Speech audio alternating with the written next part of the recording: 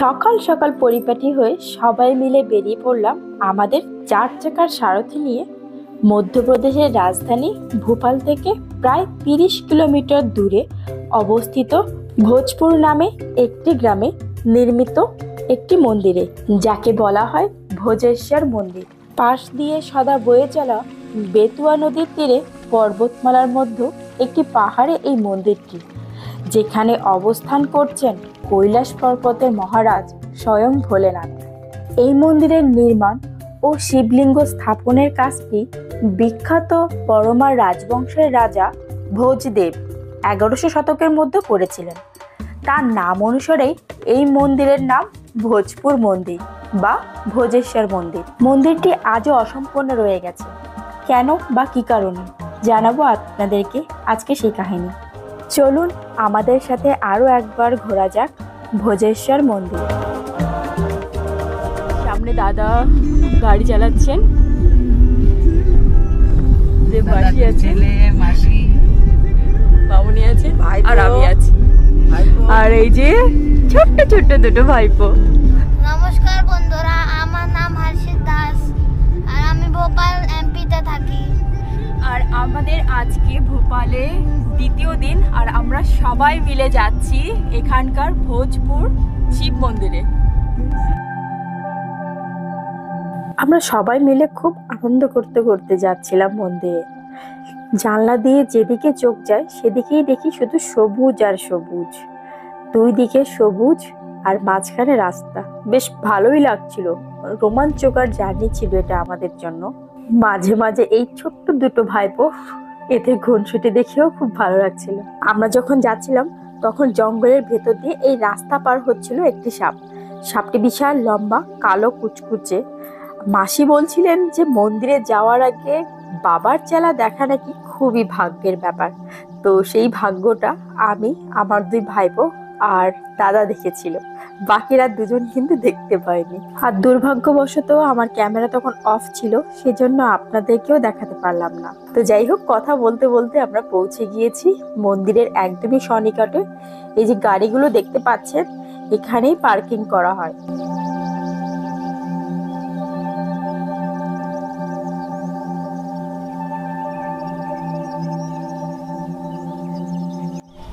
এই 50 টাকা করে?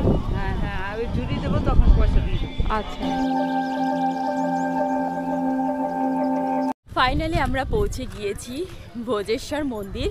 আর মন্দিরের সময়সূচি হলো সকাল 6টা থেকে শুরু করে একদম দুপুর 12টা পর্যন্ত। তো আমরা অলরেডি এখন ঘড়িতে বাজে 11টা 44 মিনিট। তো আমরা অনেকটাই লেট করে ফেলেছি।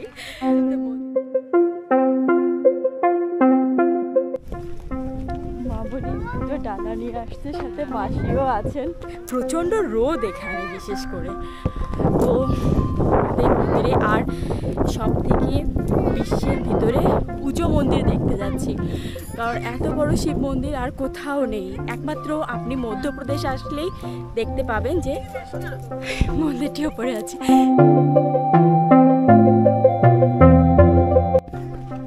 আচ্ছা, জুতা এখানে রাখতে হবে।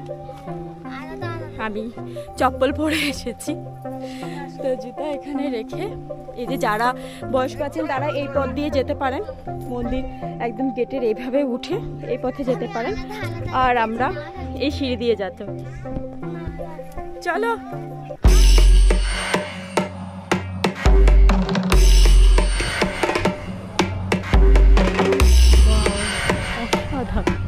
ভোজেশ্বর মন্দিরকে উত্তর ভারতের সোমনাথ মন্দিরও বলা হয়।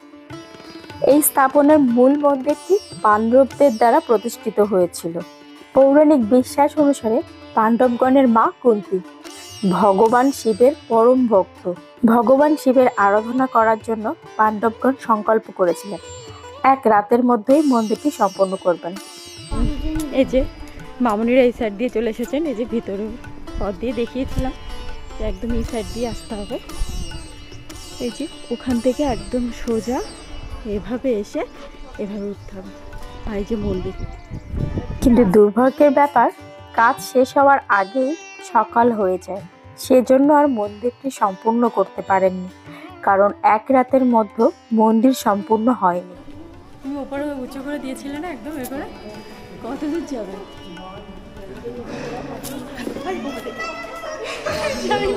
আমি খুব আনন্দ পাচ্ছিলাম, কারণ আমি এত বড় শিবলিঙ্গ আগে কখনো দেখিনি, এটা আমার প্রথমবার দেখা। তো আমি অনেকবার চেষ্টা করছিলাম যাতে বাবার মাথায় বিল্বপত্র ফুল দিতে পারি, আর এত উপরে দেওয়া তো সম্ভব না, সেজন্য আমি 3বার চেষ্টা করেছিলাম। যাই হোক, প্রথমবার জাস্ট একটু টাচ করেছিল, তৃতীয়বার আমি হার হার মহাদেব বলে দিয়েছি, সফল হয়েছি। চেষ্টা করি হয় কি।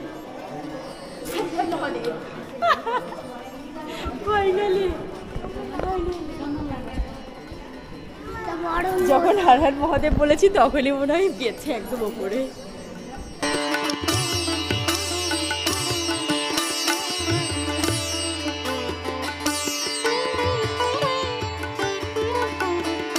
পূজা সম্পূর্ণ করে আমরা সবাই ব্যস্ত মাথায় তিলক লাগাতে আর প্রসাদ গ্রহণ করার জন্য। এক এক করে সবাই লাইনে দাঁড়িয়ে পড়লাম। আমাদের এক এক করে পুরোহিত মশাই মাথায় তিলক কেটে দিচ্ছিলেন, আর আমি এদিকে চেয়ে থাকছিলাম যে আমার বার কখন আসবে, কিন্তু আমার বার একটু দেরি করেই আসলো। যাই হোক, এবার আমার পালা। তো সবাই বলছিলেন যে আমার তিলকটা নাকি খুব সুন্দর হয়েছে, খুব সুন্দর করে এঁকেছেন উনি। মন্দিরটি 115 ফুট লম্বা, 82 ফুট চওড়া, 13 ফুট উচ্চতার একটি টিলা দাঁড়িয়ে আছে। এই মন্দিরের সবচেয়ে বড় বৈশিষ্ট্য হলো এখানকার বিশাল শিবলিঙ্গ। पंडित जी, इस मंदिर के बारे में कुछ बता दीजिए। मंदिर है 5000 साल पुराना है। ये पांडवों ने बनाया था, तो उनको मिला था अज्ञातवास, कुंती माँ के लिए बनाया था पूजा करने के लिए। अच्छा। बताते हैं कि मंदिर का जो शिवलिंग जो है, हाँ। दुनिया का सबसे बड़ा शिवलिंग है। शिवलिंग जो हाइट है 21.5 फीट का शिवलिंग है, 21 फीट। 21.5 फीट। जी हाँ। পুরোহিত মশাইয়ের কাছ থেকে জানি, স্থানীয় লোককাহিনী থেকে জানা যায় যে শিবলিঙ্গটি ঐশ্বরিক শক্তির দ্বারা এই স্থানে আনা হয়েছিল।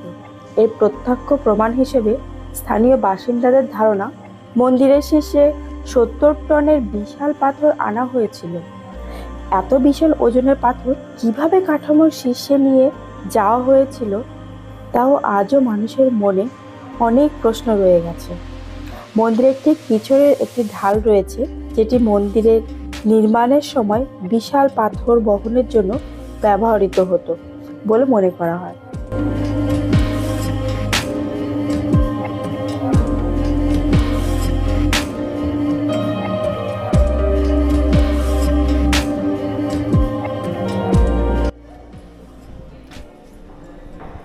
মন্দিরটা বিশাল বড়, বিশাল, মানে অলরেডি আপনারা শুনিয়ে নিয়েছেন মন্দিরের ইতিহাস। আর এত বড় মন্দির, সত্যি বলছি আমি কখনো কোথাও দেখিনি এত বড় শিবলিঙ্গ।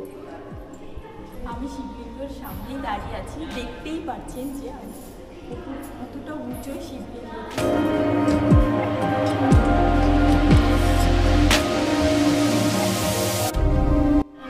আমরা এখন মন্দির প্রদক্ষিণ করছি, আর মন্দিরের এই যে চারি সাইডে মানে এখানে একটা পিলার আছে, এরপরে ওখানে একটা পিলার আছে, এই যে ওখানে একটা আছে, আর এখানে একটা আছে। এক একটা পিলারের উচ্চতা বিশাল।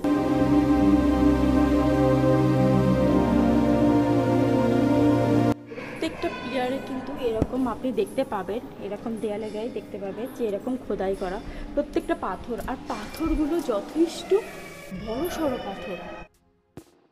এই মন্দিরের আরেকটি বিশেষ বৈশিষ্ট্য হলো 40 ফুট উচ্চতার 4টি স্তম্ভ। গর্ভগৃহের অসম্পূর্ণ ছাদ এই 4টি স্তম্ভের ওপরে টিকে আছে। এই ভোজেশ্বর মন্দিরের ছাদ গম্বুজ বৈশিষ্ট্য।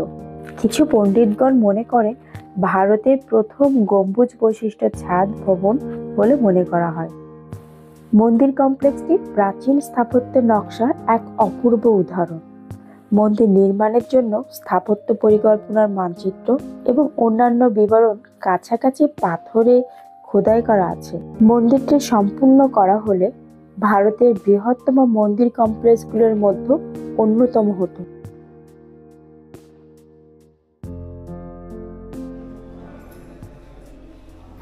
এখানে আসলে কিন্তু অবশ্যই একবার অন্তত মন্দির প্রদক্ষিণ করবেন। আমরাও কিন্তু একবার করে মন্দির প্রদক্ষিণ করছি। আর যখনই প্রদক্ষিণ করবেন তখনই কিন্তু এই রকম যে প্লেয়ারের ভিতর দিয়েই আপনাদেরকে যেতে হবে। মন্দিরের সামনে ছবি তোলার জন্য আমরা সবাই একই ফ্রেমে দাঁড়িয়ে পড়েছিলাম। গর্ভগৃহের দরজার দুপাশে নদীর দেবী গঙ্গা ও যমুনার মূর্তি রয়েছে। এর সাথে গর্ভগৃহের বিশাল শীর্ষস্তম্ভে জোড়া দেবতা শিব পার্বতী, ব্রহ্মা সরস্বতী, রাম সীতা এবং বিষ্ণু লক্ষ্মীর মূর্তি স্থাপন করা হয়েছে। আমরা আসার সময় এই সিঁড়ি দিয়ে এসেছিলাম, কিন্তু আমরা যাওয়ার সময় এই সিঁড়িটা দিয়ে যাব না। আমরা যখন যাব তখন তার অপোজিট সিঁড়ি দিয়ে যাব। এই মন্দিরের শিবলিঙ্গটি একটি একক পাথর দিয়ে তৈরি এবং এটিকে বিশ্বের বৃহত্তম প্রাচীন শিবলিঙ্গ বলে মনে করা হয়। এই মন্দিরের শিবলিঙ্গের মোট উচ্চতা 40 ফুট, মানে 12 মিটারের বেশি। শিবলিঙ্গের দৈর্ঘ্য এর উচ্চতা 7.5 ফুটের মতন।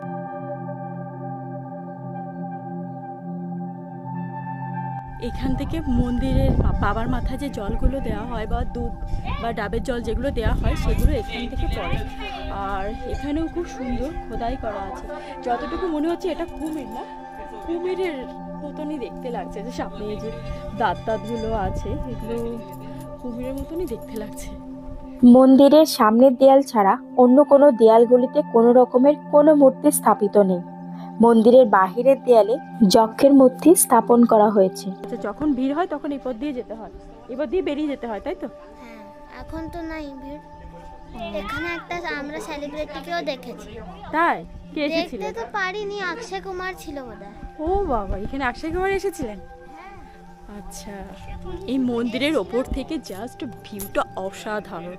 আর মন্দিরটা তো এক কথায় অসাধারণ, আর তারপরে আছে যে এরকম ভিউ।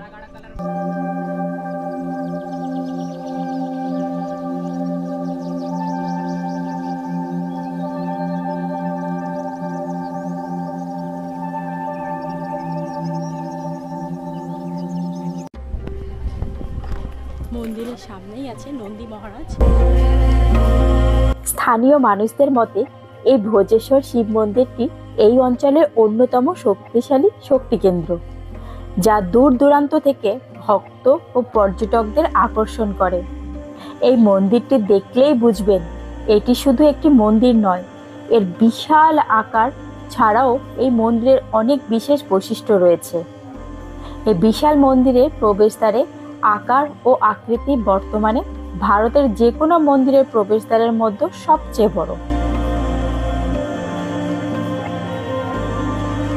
এখানে মনে হয় অনেকে নারকেল ফাটায়, তো সেজন্য এখানে একদম স্ট্রিক্টলি লেখাই আছে যে এখানে নারকেল ফাটাবেন না।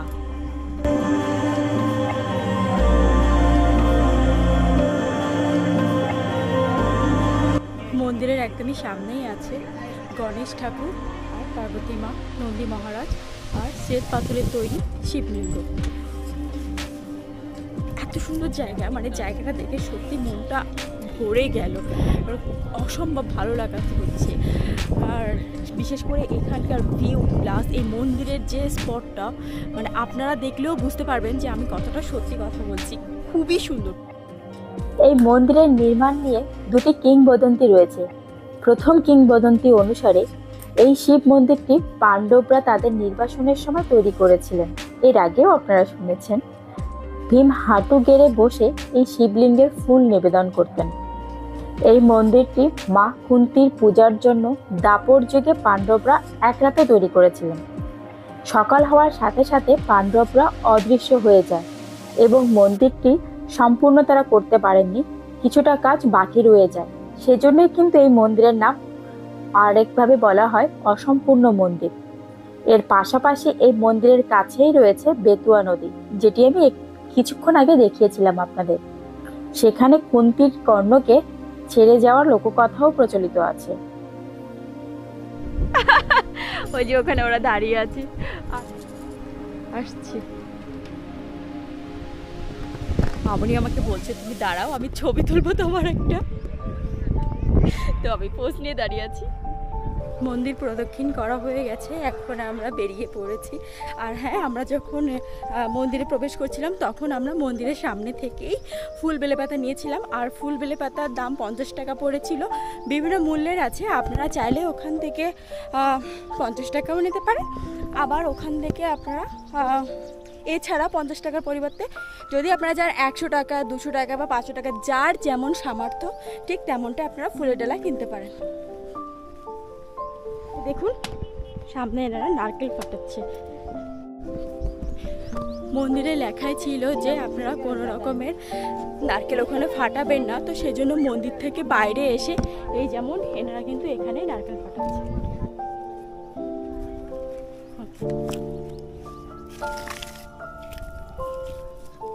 জয় ভোলেনাথ, জয় ভোলেনাথ, জয় ভোলেনাথ। ভালো ভালো ভালো, বাহ ভালো। বাপরে, এ তো আগুন গরম হয়ে গেছে চটি। ওরে বাবা রে বাবা, রোদ কিন্তু সাংঘাতিক এখানে, সানস্ক্রিন মেখে আসবেন সবাই। নাও, হ্যাঁ পা পুড়ে গেছে তো, নাও। আমরা নিচে একটু খারাপ পেয়েছো তুমি? আমি তো পেলাম, ওটা একটু খারাপ ছিল। আচ্ছা আমার কাছে খেয়ে নি। না, আমাকে প্রসাদ দিল লোকে। দিয়েছে? হ্যাঁ দিয়েছে, তাই নিয়েছি।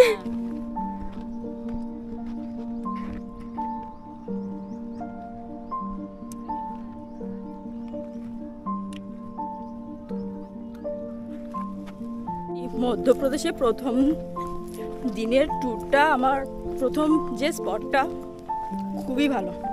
আর আমি খুব খুশি যে আমি বিশ্বের সবথেকে বড় শিব মন্দিরটি দেখতে পেরে। আজকের মতো আমাদের এই শিব মন্দিরে প্রথম পর্বের প্রথম ব্লগ শেষ হচ্ছে। আপনাদের সাথে দেখা হচ্ছে পরবর্তী পর্বে। আজকে আমাদের দ্বিতীয় সিরিজ ভোজেশ্বর শিব মন্দির, আর পরবর্তী যে সিরিজগুলো হবে সেগুলো আপনাদেরকে ভালোই লাগে। এটা সব থেকে বড় শিব মন্দির শিবের মধ্যে। আমার কিন্তু খুব ভালো লেগেছে। ওটার সময় একটু ছাপিয়ে গেছিলাম। তাও সিঁড়ি নেই ওই জায়গাগুলোতে, খুব ভালো। 50 रुपया था। हाँ 50 रुपया। 50 सब 50 रुपए में है। कोई अलग कुछ भी है? प्रसाद ले तो अलग है ना? इसके साथ प्रसाद ले तो अलग है, प्राइस अलग है। মন্দিরের সামনে প্রচুর দোকান আছে, এছাড়াও কিন্তু এরকম ধরনের দোকানও কিন্তু আছে। আপনারা চাইলে এখান থেকেও যে কোনো জিনিস ক্রয় করতে পারেন। আপনারা যদি মন্দিরে যেতে চান তাহলে দুপুর 12টার ভিতরে যাওয়ার চেষ্টা করবেন, কারণ তারপরে কিছুক্ষণ মন্দির বন্ধ থাকে। আবার বিকালের দিকে মন্দিরটি সর্বসাধারণের জন্য উন্মুক্ত করা হয়। পূজার ডালি এখানে শুরু হয় 50 টাকা থেকে। আমাদের মধ্যপ্রদেশের দ্বিতীয় পর্ব এখানেই সমাপ্ত হচ্ছে। কেমন লাগছে আপনাদের কাছে আমাদের এই জার্নি, প্লিজ কমেন্ট সেকশনে জানাবেন। আর হ্যাঁ, আমরা খুব মজা করেছিলাম, আমাদের সারা দিনটা খুব ভালো কেটেছিল।